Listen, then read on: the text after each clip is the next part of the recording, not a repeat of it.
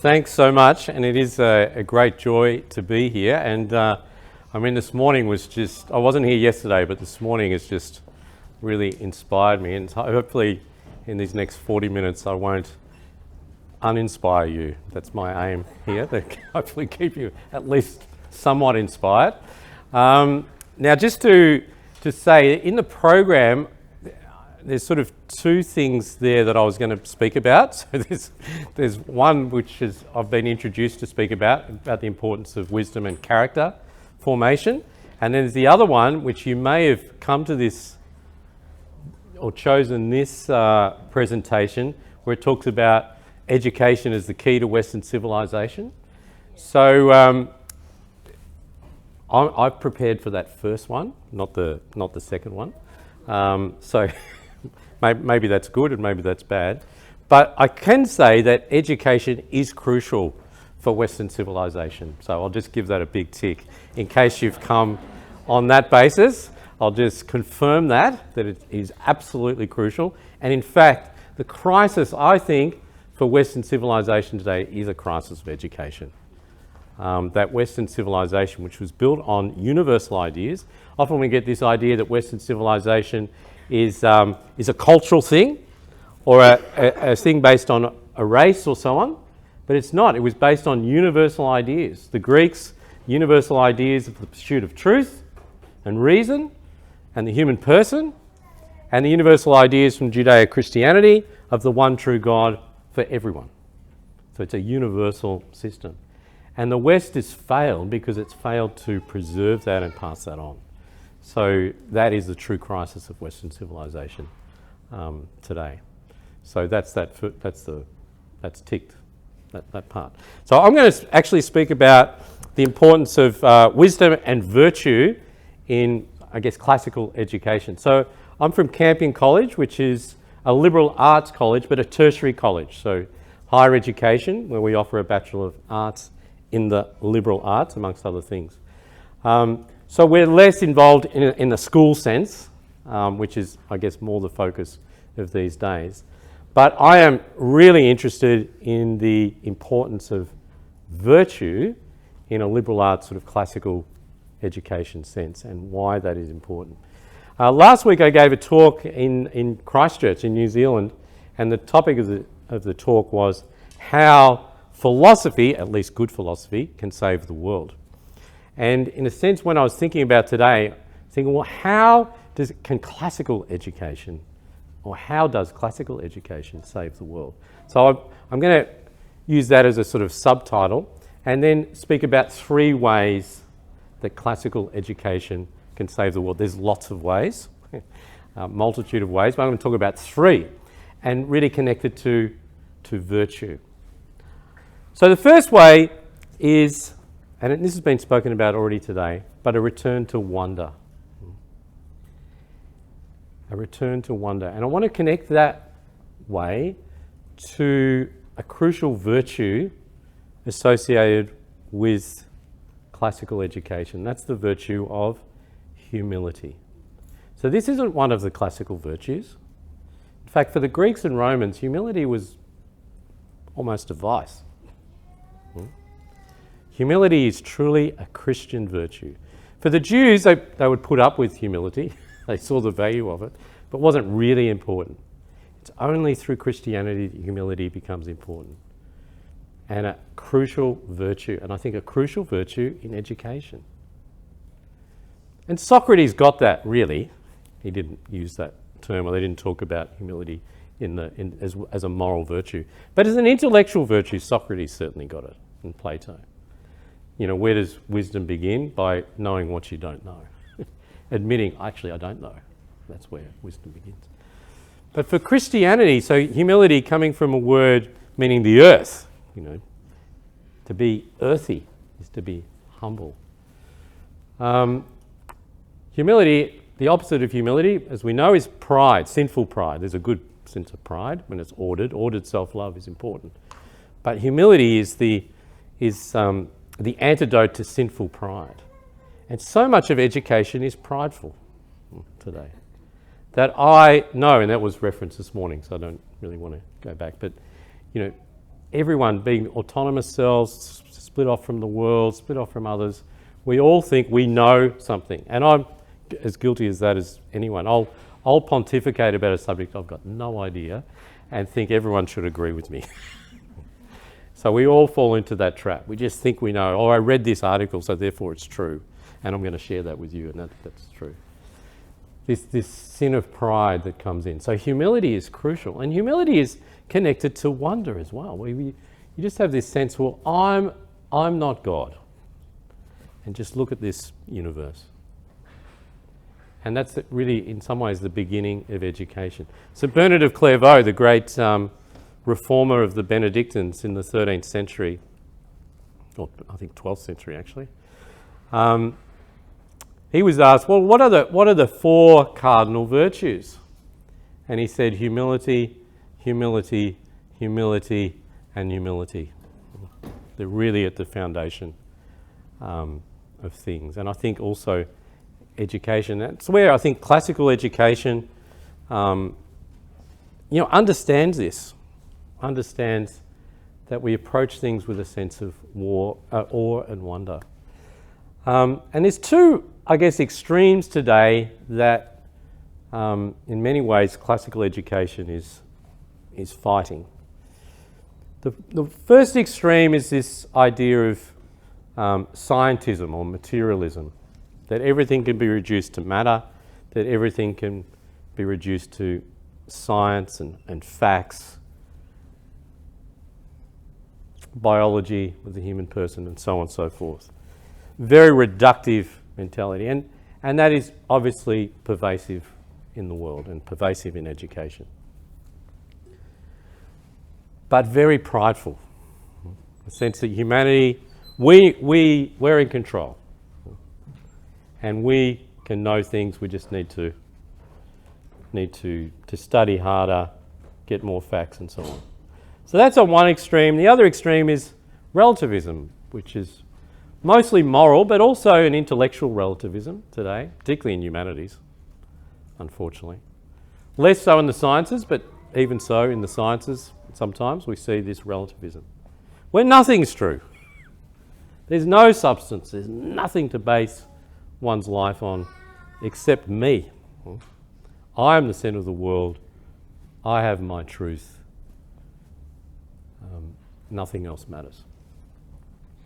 So these two extremes do result in a certain pride, but they also result in a certain meaninglessness about the world around us and a lack of wonder of what it means to be human in this incredible cosmos. So humility is the first way that I think classical education returns us in the ways that our wonderful speakers spoke this morning. Don't have to reiterate. I mean, that's just a different path. I was speaking to someone just over morning tea there, and he was at, I don't think he's here, so I'm not going to dob him in. So that's good. But he was at a sort of a national education conference in Melbourne last week around public education, and he was here today. He wasn't here yesterday, he was here today. He said, this is a different universe. This is a different universe. It's incredible. But at the same time, we can't, again, fall into that sin of pride. That's, wow, we've got it. But it's that great commission of going out to people who absolutely through no fault of their own. There was certain intentionality with the beginning of these systems, but through no fault of their own are in the sway of this.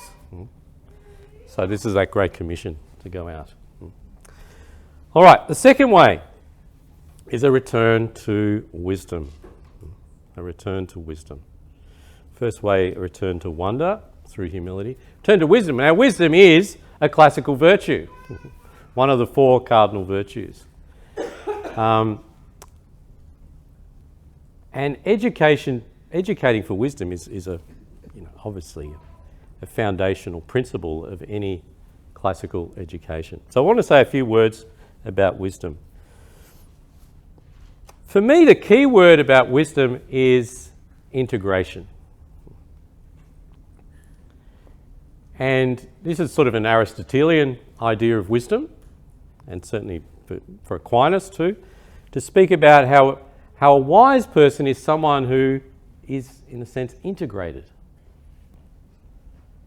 Being able to put seemingly disparate things that for many people will be apart, but bring them together into a coherent whole, an integrated whole.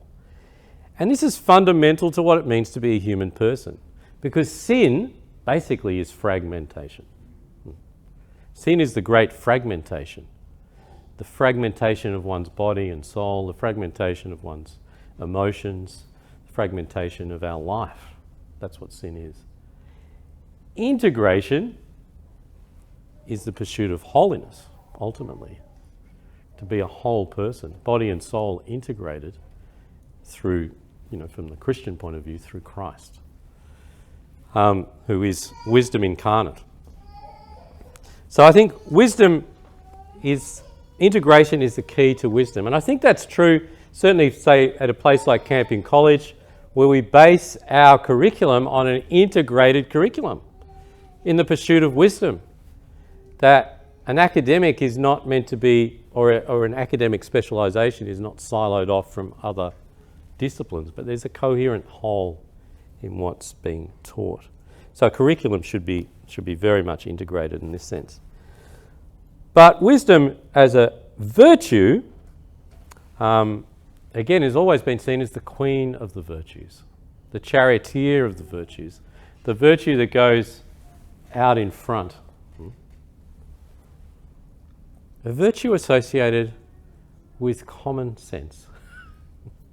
And I was just reflecting on this. I sometimes share this, but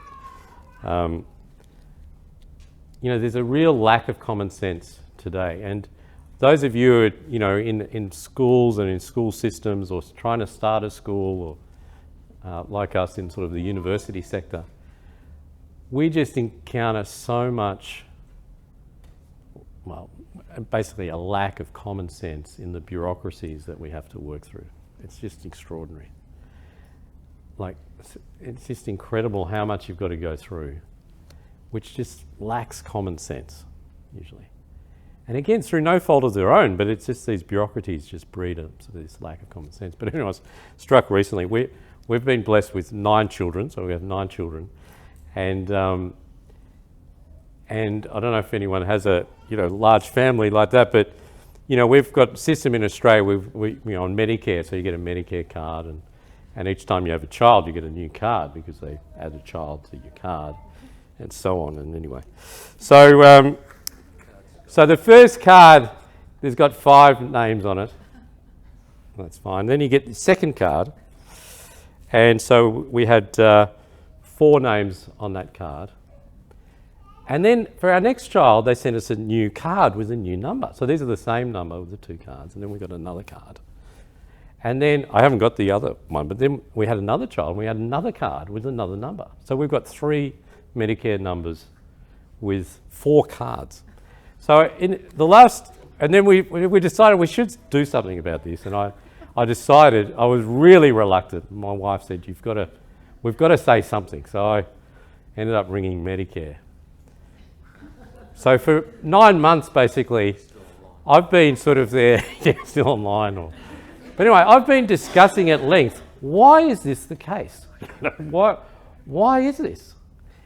And it's just been a fascinating demonstration of these poor bureaucrats just having absolutely no common sense. And so the initial response, that's just how it is. But I was just saying, it just seems nonsensical.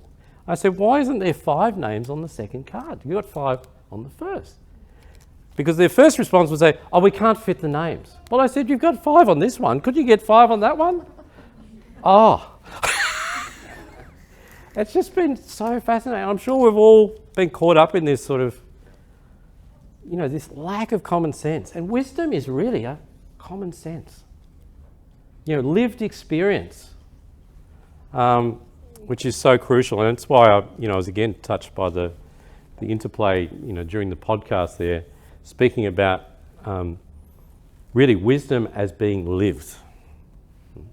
Virtues need to be lived and learnt, all virtues. And wisdom is truly one of those, prudence. That's why we often associate wisdom with age. If we personify wisdom, we don't sort of show a sort of 13-year-old boy. We'll usually show an older person. Oh, they're wise. Why? Because they've lived. Sort of know things. So we can teach wisdom, absolutely, but you've got to live it. You've really got to live it. And Aquinas calls this co-natural knowledge. So yeah, you can learn with your head, but until you've learnt with your hands, in a sense, then you don't really learn. So you can learn to change a tyre by, looking up, how to change a tyre. But until you actually change that tyre, really you haven't learned how to change a tyre through making those mistakes. So wisdom is really crucial in sort of growing up, really, growing up. Just a word about this classical idea of wisdom, though, from the two greats we've seen in Raphael's famous painting of Plato and Aristotle in the School of Athens. And both traditions, I think, are really important. So for Plato and Socrates, wisdom was about seeing beyond things, sort of a more transcendent sense. You've got to go beyond what's visible, which is merely shadow, into the reality of the great ideas that bring everything together, whether it be justice or beauty or goodness, that lie beyond, what we can see, feel, hear and touch. And I think that's really important, and we must try to do that as educators, to take students beyond. Now Aristotle, Plato's student, had a different approach, where he took far more seriously the senses and the world around us. And it's through going through our senses, through touching and hearing and seeing, that we'll come to these great ideas. So two different approaches, one trying to get away from the senses and one fully immersed in the senses. And I think we need both, absolutely need both. And that's why I think when I teach theology, because my discipline is theology, in fact, and I often will start a first lecture in theology. I'll say to my students, what's the most important three-letter word in theology? Or actually, I'll just say, what's the most important word in theology? And then I'll say, it's got 3 letters. And so, their usual answer, which is, I guess it's correct, but they say God. Because, it's a study of God, theos. I say, wrong answer. And they say, what? I say, no, it's a more humble word, 3-letter word, little conjunction. Starts with A. And. And is the most important. And not just in theology, but in all pursuits of knowledge. Science and poetry. As soon as you split one off from the other, bleh. Plato and Aristotle. Yeah, favour Aristotle, but don't forget Plato. So on and so forth. In everything. And is crucial. Absolutely crucial. So wisdom, and as I said, wisdom is the first of the great virtues, the natural virtues. So the third way, first way humility, second way wisdom, and the third way is through a return to virtue in general. So wonder, wisdom, and virtue in general. And here I want to speak about the other virtues more specifically. It's been mentioned already, but as human persons, we are hardwired for happiness. We are hardwired for it. Aristotle, apart from being a great philosopher, was a great psychologist. And he would say that there's not one thing we do in our life that's not motivated ultimately by happiness. Everything we do is motivated by happiness. Unfortunately, being fragmented as we are, often we choose the wrong ways to be happy. And Peter mentioned that this morning about this idea of knowledge equaling power, education being power. Power is one of the key ways we seek happiness. Aquinas lists 5 or 6 in the beginning of his treatise on ethics. His first question in ethics is, what is happiness? And so one of the ways he says we seek happiness is power. And when you think about it, that's true, isn't it? Firstly, power over our own life. No one's going to tell me what to do. I'm in control.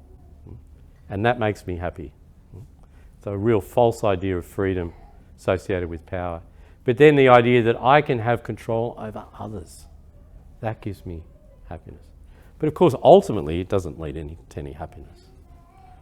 Ultimately, it's a futile exercise, like any false happiness. But it's very alluring and has a certain truth to it, like all these false happiness. He also speaks about wealth. Obviously, we're in a society that sees wealth as the key to happiness. Wealth, in terms of, a particular type of car or a particular type of house or whatever it is, but wealth will make you happy. Now, in terms of sociology, it's been proven that that's not the case. When they survey and interview people who have so much wealth that it's not funny, they tend to be the unhappiest people. It hasn't made them happy. So again, Aquinas says, well, it's not power, it's not wealth. Surely it must be fame. Fame will make you happy. And Aquinas is writing in the 13th century, and this is before social media, before pop stars, before sports, but he still saw that as a problem. And so many of our young people have that in their head. If I'm liked by as many people as possible, I'll be happy. And there's a truth to that. Of course we want to be liked, but it's a false happiness. Again, the famous, what do they always say? I hate being famous. I'd love to just go up the street and get a cup of coffee without someone recognising who I am. False happiness. Pleasure, surely that will make me happy. Pleasure. And yes, pleasure does give a fleeting happiness. Fleeting, oh, that's great.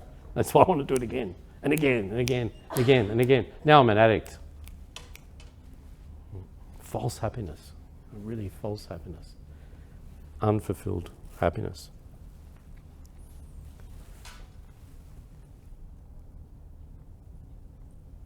So in all these things, all these false ideas of happiness, they do point to something greater. And for Aristotle, this was a good life. Pursuing the good, pursuing the true, pursuing the just. And in order to do that, we needed virtues to do that. We needed to get there, we needed virtues. But Aristotle was sort of all dressed up with nowhere to go with the Greeks. They wanted to get to this big party, but they didn't know where it was. It's so close. Ultimately, happiness is a paradoxical, or seemingly paradoxical, because true happiness lies in giving of self. It's self-sacrifice, it's true happiness.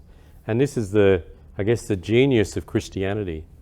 The scandal of the cross is that the cross is true happiness. And we get a sense of that, don't we? When you're truly fulfilled is when you've done something for another. When you've done something for another, not for selfish reasons, but just for that. And I think that's crucial for, obviously, our young people to learn the idea of giving of self. But I guess that's getting ahead of myself a little bit, because to go back to Aristotle and the classical idea of virtue, virtues are crucial to living a good life, a life of flourishing. And it's important that virtues are really only learnt. It's very hard to learn virtues naturally when you're older. You can't teach an old dog new tricks. There's so much truth in that. We build our habits, and once we've built them, it's hard to change. And really, virtues are a type of habit. And so for a young person, that's when they need to learn virtues. School, and obviously family more important, but school is absolutely crucial in also learning these virtues. So we've spoken about wisdom, which is that intellectual virtue, in a quick definition, the intellectual virtue of knowing what's good, really, what's bad. But then we have justice as a virtue. Now, justice is the virtue by which we give what is owed to the other. It's a relation, there's more to it than just simply that, but in terms of our relational and the moral sense of justice, it's doing or giving what is owed to the other. So as a child, what do I owe my parents? Obedience, a certain loyalty, and so on. As a parent, what do I owe my children? As an employee, what do I owe my employer? As a citizen, what do I owe the state? So on and so forth. We're in all these relationships. I have a neighbour who lives next. What do I owe them?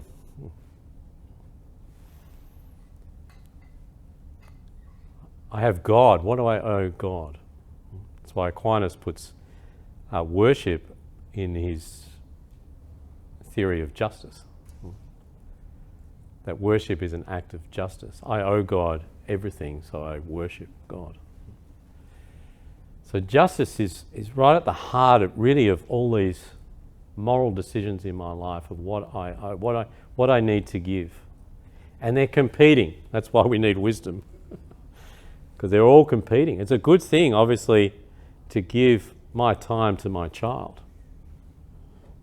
But I can't just ring in sick every day for the first year of the child's life. I owe something to the employer, and so on and so forth. There's all these competing goods, really, in justice. And for a Christian, justice then needs to be connected to mercy. Mercy is never separated from justice, always incorporates justice. So mercy comes into it when something is unjust, when someone hasn't given what is owed.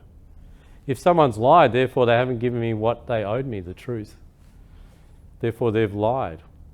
Mercy can come in and forgive, incorporate the justice, but forgive. So justice and mercy go together. So justice is really crucial virtue. And one that can obviously being learnt as the child grows. And I think it's important even in a school setting to speak about justice in this way. In the work that's owed and how a teacher owes something to their student and so on and so forth. I think that's good to cultivate an understanding of justice. Temperance or self-control is a third. So we have wisdom, justice, temperance, self-control. Without self-control, and without learning self-control, then we are a moral mess. Human beings are rational animals, but we are animals. And as animals, we have a tendency, we're not tempered by reason and by the virtue of temperance, particularly in the area of sex and food and sensate pleasures, of being a mess. So unless we learn the virtue of temperance, again at a young age, then that's a real problem. And again, I think something really that needs to be taught in the context of education as well, as being crucial. And then the final one, fortitude or courage.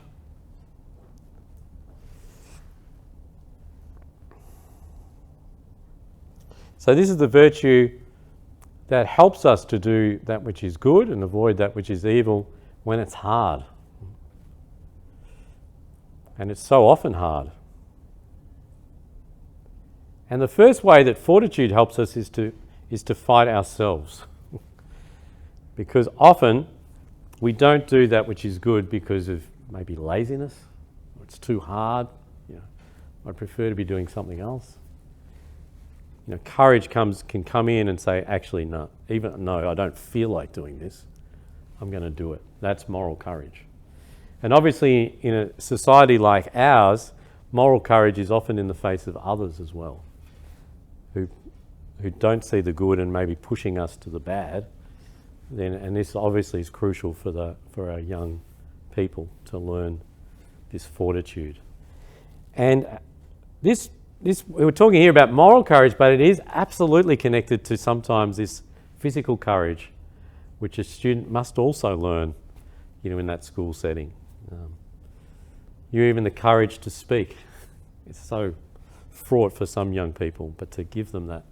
And how do they learn it? So like any virtue, it's through living it. So seeing it, but then living it. So I think a great way for students to do this, often I think one of the real problems in schools, at least that I've seen, and this is sort of mainstream schools, is, they'll often get students to present in class. So your assessment is to stand up the front and I mean, apart from being terribly boring for the teacher to listen to 3-minute talks of students just, reading them out, I think that the first thing they need to do is stand up after memorising something and just say, 30 seconds of something memorised. So they don't have to say anything of their own, but they just but to use their voice and just be able to stand in front of people, which is a huge fear for young people. And I think that's a crucial place in the school setting for that to happen. So to develop these virtues, and there's so many virtues associated with these. So patience, for example, associated with fortitude as well. Perseverance associated with fortitude. Keep going, even if it's hard. Absolutely crucial. And all these virtues, these natural virtues, we need to learn when we're young. And so unless they're really at the heart of what we're teaching and trying to encourage in our students, then it can be too late later.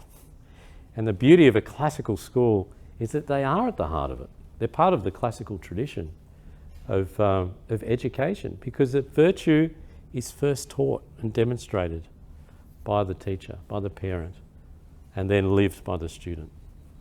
And that will ultimately lead to true freedom, true liberty for the child, for the student, and for the young adult. Absolutely crucial.